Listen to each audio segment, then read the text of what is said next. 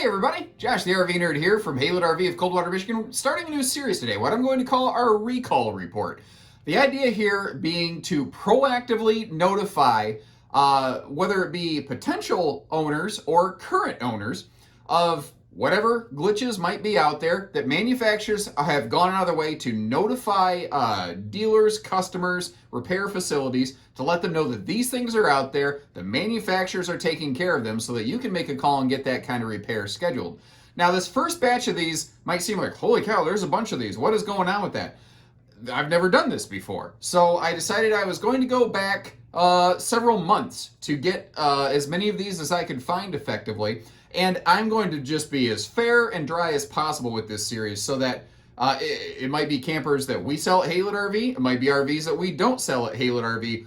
That's not the point. The point is to let people know that there are potential safety items on maybe a small number of RVs that are out there that you can get corrected at no charge to you. And that's another thing I want people to understand. Whether it's RVs, autos, every industry, unfortunately, has some kind of recall.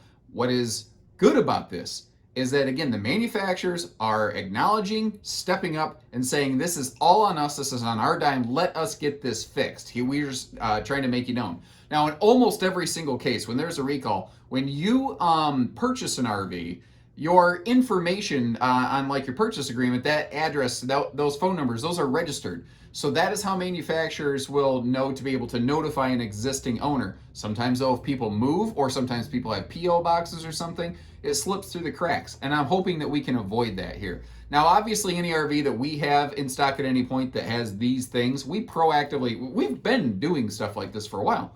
I've just never shared these things with people. So if you do appreciate the extra information and insight, make sure you hit that little subscribe button there. Leave us a comment, like the video, let us know that you appreciate this kind of information. Because if you'd rather hear about something else, I'd rather spend my time on something else. So all that being said, let's get into it. And from here on forward, I'll be able to keep these a lot quicker, shorter, simpler. I just wanted to introduce what we're doing today. So first of all, one that actually does affect potentially at this point 2 clients from Haylett RV is that the Catalina 184 BHS Summit 7 single axle series of campers. Those that some of those that had been produced evidently had a incorrectly installed slide out clamp. What that was allowing to happen is the slide could shimmy or shift a little bit, which if that weight shifted in transit could throw off your balance a little bit, and on a smaller tow vehicle that commonly goes along with a smaller camper like that, it could obviously be a problem. Not to mention you don't want to damage the component there. So Catalina should be reaching out to those owners. If you have a 184 BHS that was built before the time of this posting, it'd be a good idea to contact your preferred service center with your VIN number to see if this is one that does have that potential item on there. Not all of them did, some did not. Newmar motorhomes. Evidently, some of these things, there were certain 2020 to 22 Dutch Star, King Air, Essex, London Air, and Mountaineer motorhomes whose steering gear mounting bolts may become loose and back out, resulting in difficulty steering. Obviously not a good thing there, so they want to get that taken care of. Now, interesting here, Newmar is not directly taking care of this. A group called Shift Group, SHYFT, will be actually handling the notifications for that recall. So if you are a Newmar owner and you hear from somebody called Shift Group, that's not spam, that's safety stuff. Make sure you don't just hang up on them and delete that email. There are a certain number of 2021 Cardinal and Wildcat fifth wheels and travel trailers whose spare tire carriers may have been incorrectly installed. So Forest River's putting a notice out there. They obviously don't want those to detach from a vehicle, not only just bang around and maybe cause damage on your thing, but a spare tire behind you at highway speeds, obviously a dangerous situation, so they want to take care of that. As always, Forest River being big enough, they tend to handle their own recalls. They'll be contacting you, but again, if you have a 21 Cardinal or Wildcat, not a bad idea to call your preferred service center with your VIN number to see if that you're one of those that could be affected. Let's see here. Certain Cardinal floor plans may have a furnace situation that could cause an exhaust leak into the living area. It appears these could be affecting 2021 models 345 RLX, 366 DVLE, a lot of alphabet soup in this. The 390BX, which sounds like an exercise program, not P90 X, but 390BX, as well as a couple Wildcats, the 366 RLS and 368 MBs.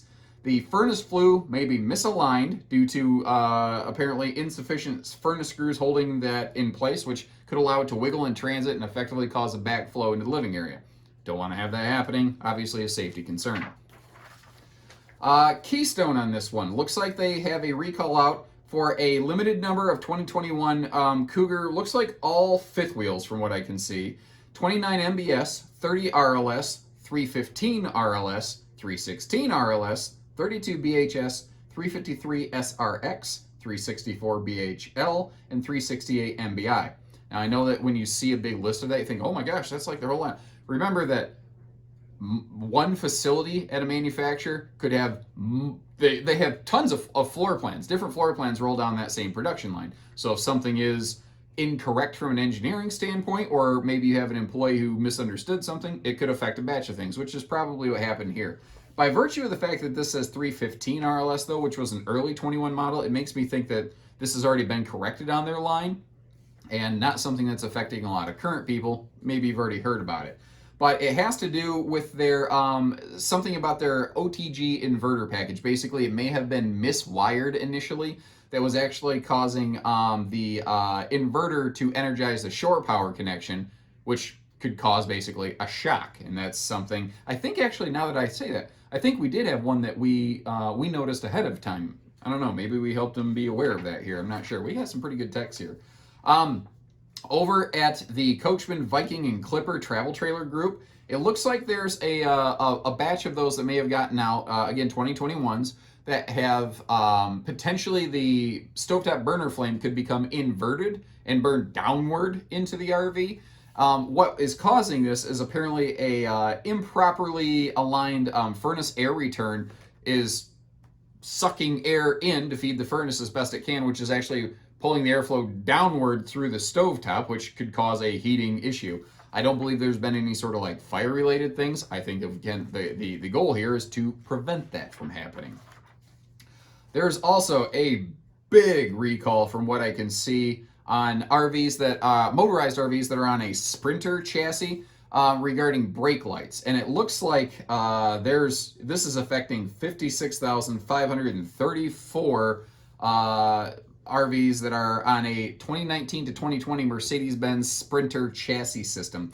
That what was happening is effectively a wire was wiggling loose. The brakes would still work properly, but it was causing the brake lights to stay on all the time. So you're going down the road and everyone behind you is thinking you're riding the brakes the whole time, which they don't know when you're actually slowing down then, which is obviously a significant safety concern that nobody wants to deal with there. It says right here, the remedy for this is currently under development and the recall is expected to begin April 19th, 2020. So again, not only have I gone back several months, we're even kind of ahead of the curve on a few of these, and we've got, one more here. I've covered, 7 or 8 of these, but this has been for multiple months across the entirety of the RV industry, and some of these are actually future dated. This is not a real common thing when you look at the hundreds of thousands of RVs that are built every year. These are a really small batch of things. But again, I think it's important to recognize when the manufacturers do recognize, step up and take care of safety items like this. And again, it's at no charge to you, so get it done, guys. Keep yourself safe. And one from the Jayco motorized division here. There's a batch of 21 Embark Integra Riata class. Well, Embark, sorry, totally blank there. Should probably cut that out. Not going to. Embark and Integra Riata Class A's, where the LP furnace hose may be routed incorrectly, which could cause it to rub against stuff when it's jiggling down the road, could cause some chafing, could theoretically cause a puncture in a line. Doesn't sound like there's really been any significant cases of this happening, but in short, could actually cause a gas leak into the RV, which is a major safety concern, obviously. And that's all I got.